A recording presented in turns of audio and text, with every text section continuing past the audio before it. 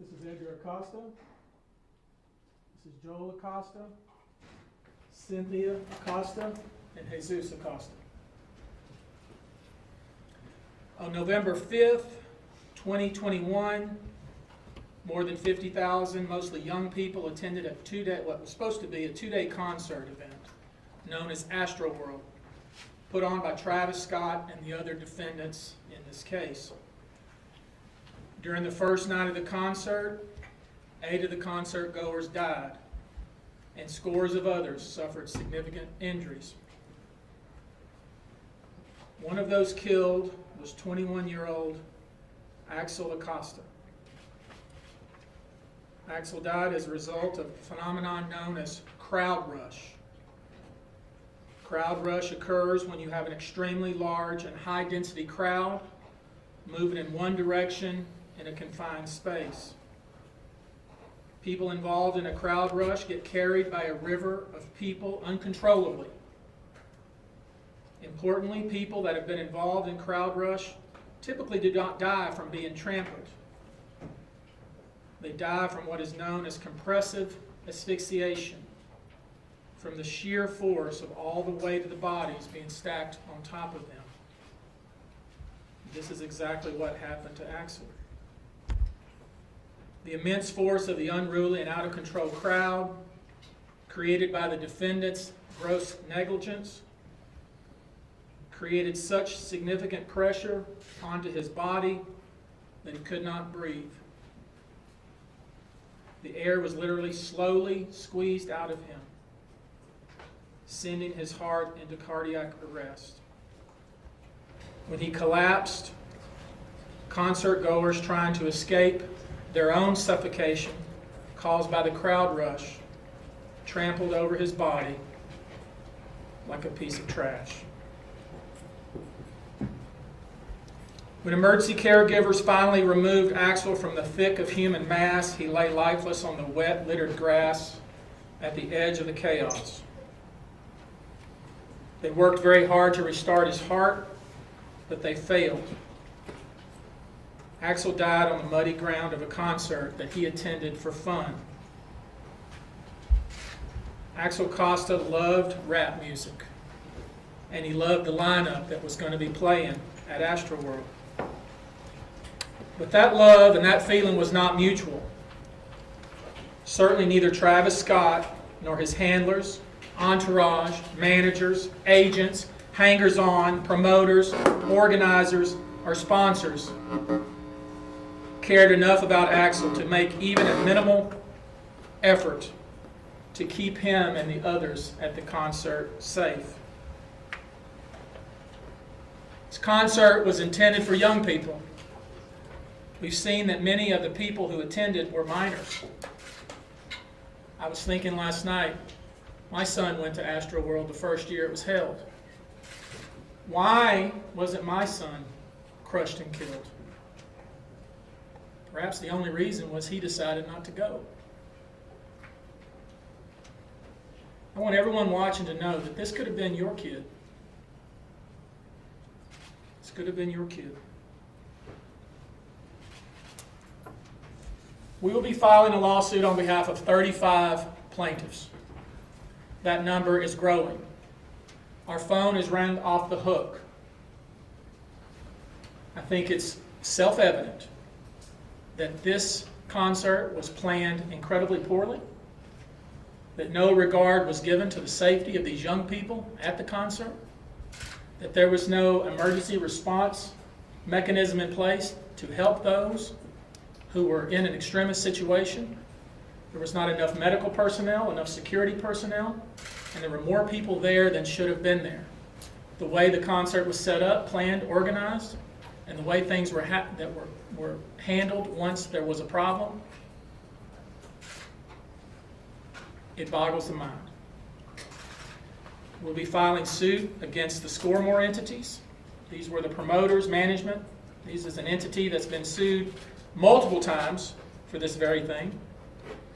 We will be suing Live Nation. Remember, it was Live Nation who in 2011 was sued because a stage collapsed and killed 7 people and injured 61 others. It was Live Nation who received a $101 million verdict against it for a concert employee being injured by a forklift. It was Live Nation who in 2013, concert attendees said they were run over, beaten, and assaulted during a stampede. It was Live Nation who put on a Gwen Stefani concert where a woman was injured during a mid-show stampede. And let me say to Live Nation, because we were involved in the concert that took place in Las Vegas where the many, many people were hurt, and Live Nation relied upon an arbitration clause on the back of a ticket. Do you really intend? Do you really believe that you can enforce an arbitration clause against minors, against people killed, against people who are still in the hospital? I think not. The case will also be brought against an entity called Contemporary Services Corp., who provided security. The case will be brought against Harris County Sports and Convention Corporation, the premises owner who worked with NRG, was supposed to provide security and make sure the facility was safe. I want to remind you that this is not the first instance where people were injured at concerts. It's a long history in the United States and in the world where individuals who came to a concert looking to have fun, looking to enjoy themselves, did not leave, or certainly did not leave still alive.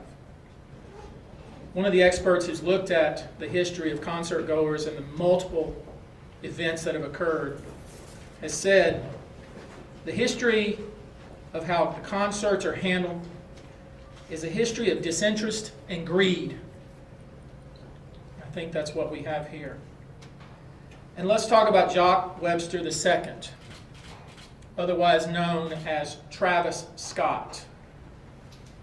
On August 2nd, 2015, Travis Scott was arrested in Chicago for disorderly conduct after encouraging fans to jump over security barricades during his performance at Lollapalooza.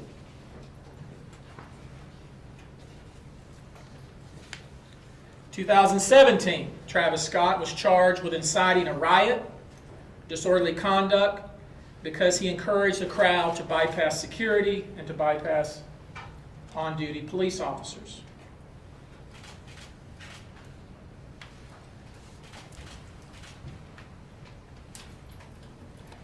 Let's take a little further look at Travis Scott and his antics.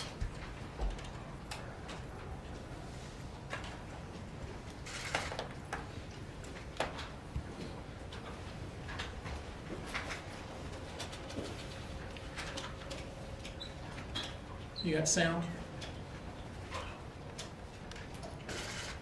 This video, you see Travis Scott standing on the stage, encouraging people to bypass security and to charge the stage.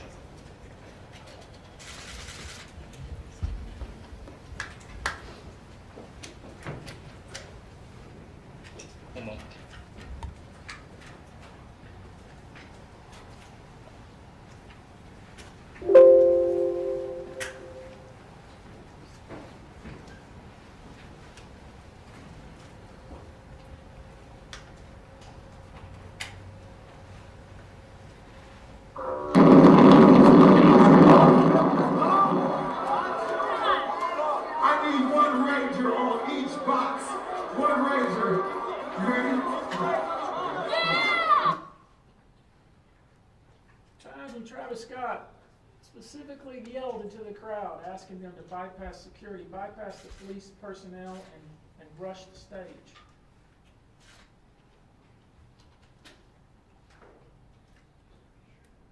Next slide, please.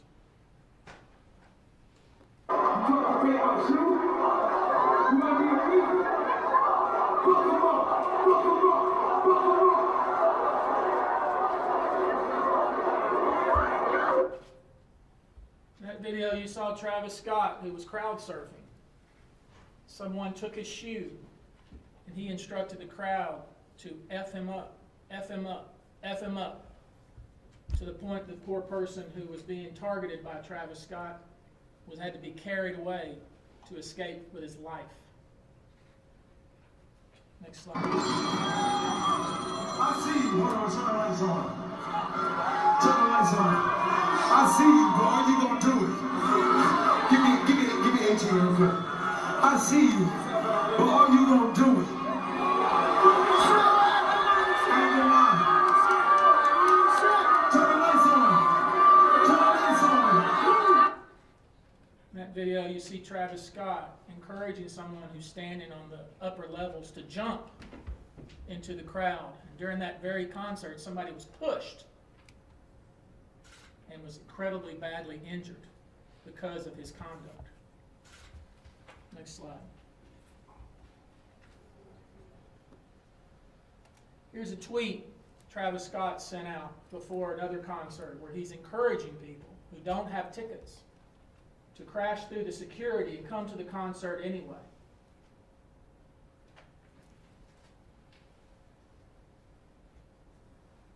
Next slide. I'm strong and we got enough to stretch. November come, won't you pop out at the fest?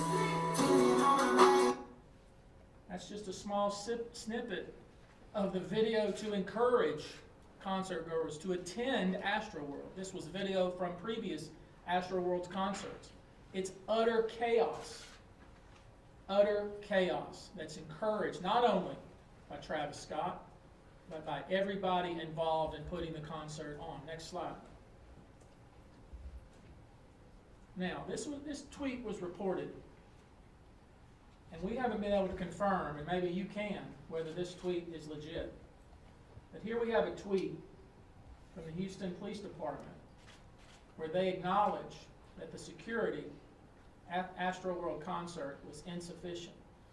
And you'll also notice, if you go back and you look at Chief Fenner, some of the things that he put out in some of the interviews, where he talks about how many people he was going to have engaged in assisting with security at Astroworld and how that number changed based on when he was interviewed. I encourage you to look at that. And we also know that it's been reported by the New York Times that allegedly our police chief met with Travis Scott or Travis Scott's people, indicating concern about some of the things that have been said and things that have been done leading up to the concert. And we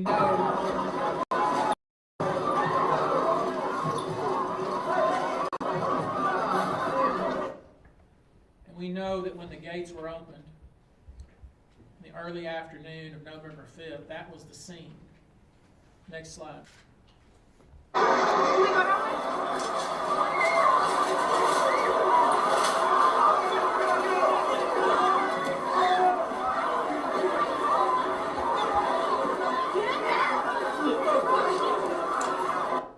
Now I ask you,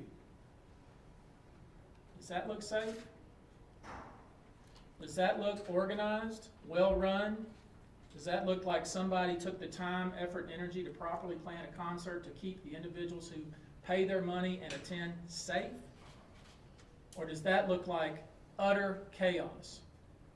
And if it was like that in the early afternoon, imagine what it must have been like at 9 or 10 o'clock at night. We've had repeated reports, more than 30 different witnesses who have provided statements saying that the screening was non-existent, that there was no COVID screening, there was no security screening, that people were just being let in, bags weren't checked, people were smoking weed rampant throughout the concert, and that people were taking drugs. There was no management of that event whatsoever. It was pure and utter chaos. And had they told the people attending that that was going to be what it was like, most of them would not have attended. All over the internet we see, on TikTok, Instagram, Facebook, and other social media sites, the utter chaos that existed on that night. We see Travis Scott continuing to perform while EMTs and other first responders are trying to save people's lives. We know specifically with regard to Axel Acosta We know that the individuals trying to save his life did not have what they needed to save that young man's life. There weren't enough people to help him. They did not have the right equipment. And he did not need to die.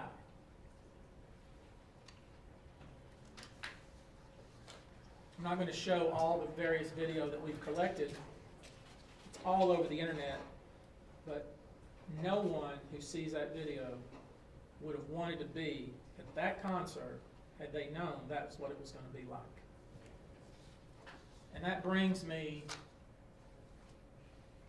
to Axel Acosta.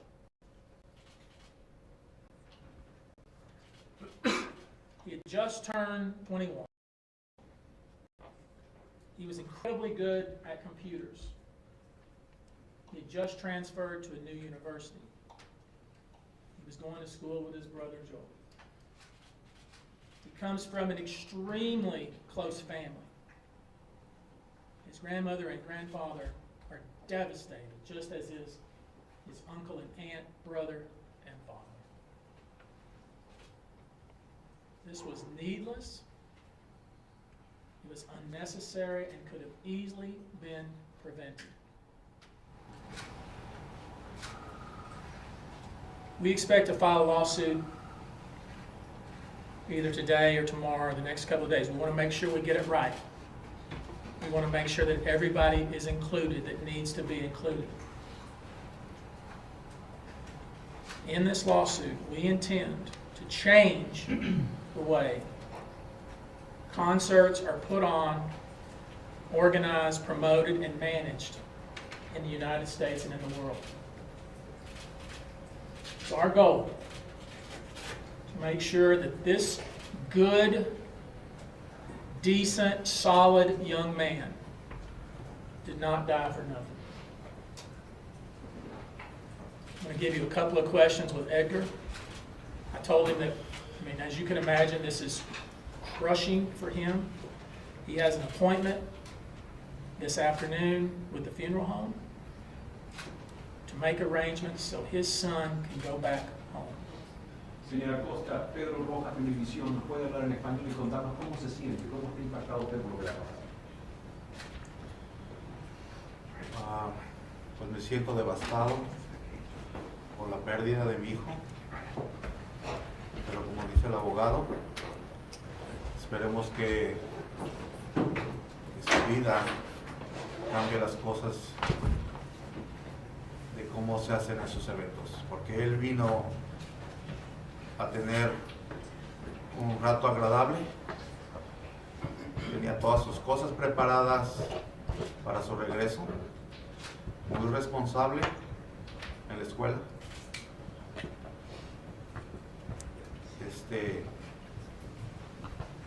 Y una cosa por negligencia de alguien que pasen estas cosas, porque todos los que hayan venido vinieron a divertirse.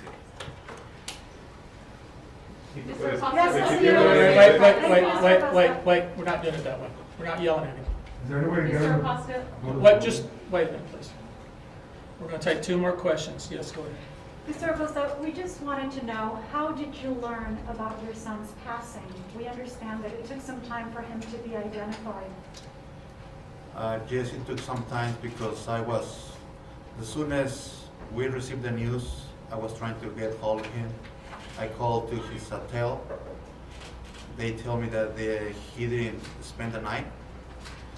That's why I started calling the sheriff office, the reunification, and they told me, Mr. Acosta, your son is not on the list, so you don't have to worry about anything. He's not on the list from the dead people or injured people. And I told them, well, he didn't spend the night on his hotel, so I'm worried about him. And then my son, he found his phone in the lesson fund, right? And so we tried to call again and ask for him for the body without identification. We called the hospitals, we called the sheriff office, and they tell me no, We have all the names on the list, and he's not on the list. Mr. Acosta, could you please tell us? No, just a minute. I want to make sure we're clear about something. When the Acosta family, when his son's name was not on the list, he also inquired, well, are there anybody who is unidentified? Because they figured out that Axel's phone was in lost and found, and Axel was not the kind of young man that didn't answer his phone or did not stay in touch with his brother or his dad. He stayed in touch with his brother and father. So they knew something was up when they found out that he did not spend the night in the hotel. That is absolutely not like Axel. That's not like Axel. He does not drink. He does not do drugs. He does not stay out all hours of the night. So when they inquired, well, are there any, has anybody been recovered that you don't know who they are? And he was told no, that there wasn't. And it was only until they found the picture going around on the internet that they realized that a member of their family had died. So it wasn't just the fact that his son had died, his brother had died. It was the way they found out about it. It was just horrific. We'll do one more question. Mr. Acosta, could you please tell us, first, what do you hope to accomplish with this lawsuit? And, what do you want the world to know about your son?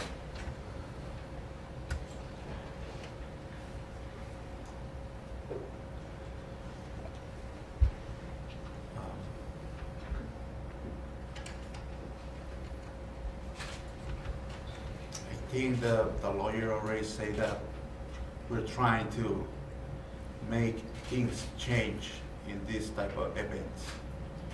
Because it could, today is me. I lost my son. It could be you, it could be you. When you send your kid to have some fun, and because somebody else is not providing the right,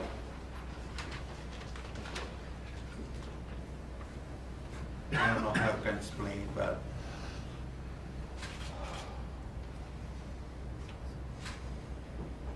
the right security,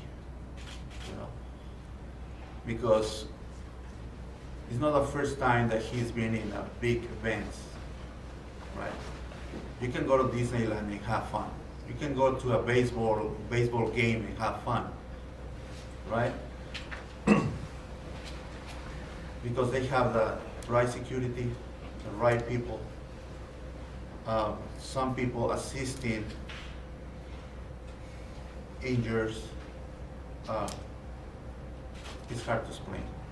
And what would you like the world to know about your son? He was a great kid, excellent student. He was looking for his family. He loves his grandparents. He was trying to study and going to school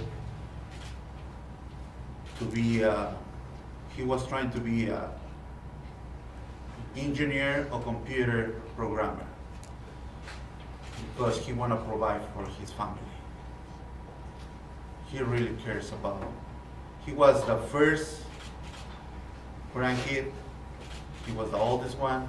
And he always take care of his other cousin and nieces.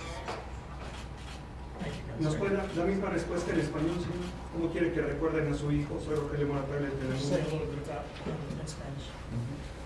Pues quiero que lo recuerden como un muy buen estudiante. Se graduó con los altos GPAs desde la high school, desde la casi viene siendo un estudiante con straight A's.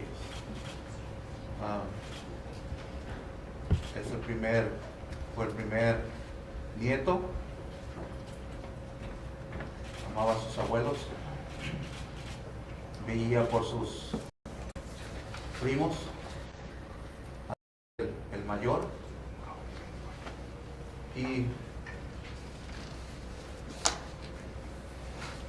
un excelente hijo.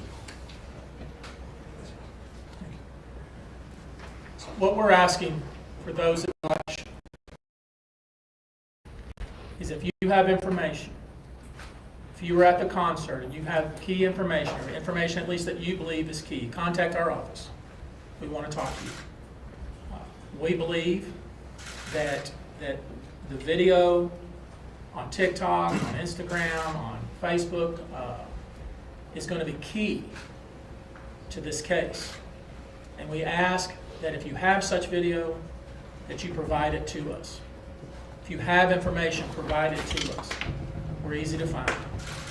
And you should also know that I think as we speak here, there is a hearing going on in court for a temporary restraining order to restrain the various entities that are being sued, to preserve all the evidence, and to make sure that Travis Scott preserve all of the texts and so forth on his telephone or telephones, and hopefully we will get that relief that we are seeking.